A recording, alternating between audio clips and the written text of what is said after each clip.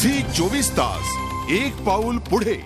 YP Singh आपल्या सोबत आहेत। वायपी झी 24 तास मध्ये आपलं स्वागत। खऱ्या अर्थानं आपण पाहतोय की ज्यांनी कायदा बनवायचा, कायदा घडवायचा, तीच माणसाच कायदा हातात घेतल्याचं चित्र हे विधानसभेच्या आवारात अधिवेशन चालू असताना दिसलंय। तुमची पहिली प्रतिक्रिया यावर काय आहे?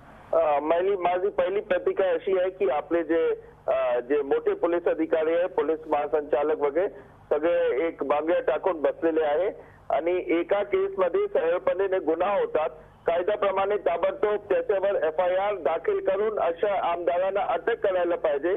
तेवढीच एक पद्धत आहे की विधानसभेत घडला मग स्पीकरला, अध्यक्षला फक्त कळवावं लागते, परंतु FIR दाखल करण्याची कुठल्याही प्रकारची बंदिश नाही। आणि बांगड्या घालून आपले जे प्रदेशचे पोलीस प्रमुख आहेत ते मुख्यमंत्रीकडे एक प्रकारचे हात जोडून करतात की आम्हाला याच्यात काहीतरी ऍक्शन घ्या, जेव्हा कायद्याप्रमाणे त्यांच्याकडे अधिकार आहे असे MLAs आणि आमदार लोकांना, इतर लोकांना अटक करण्याचा।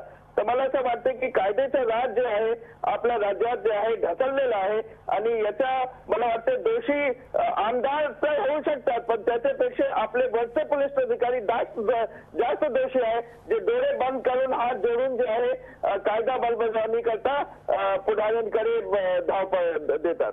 वायपी, या निमित्ताने एक कायद्याचा प्रश्न असा उपस्थित होतोय की हा सगळा प्रकार पाहिला, अधिवेशन सुरू आहे, खरं तर अधिवेशनाच्या आवारात, विधानसभेच्या आवारात हा सगळा प्रकार घडलाय। अशा परिस्थितीत या आमदारांवर कायद्यानं कुठली कारवाई होऊ शकते? यांच्यावर गुन्हा दाखल होऊ शकतो का? कायदा काय सांगतो?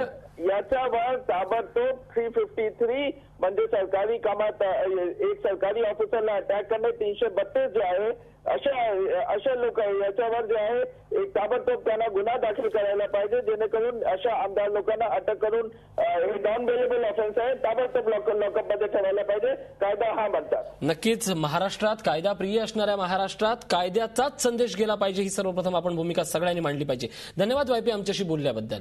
झी 24 तास एक पाऊल पुढे।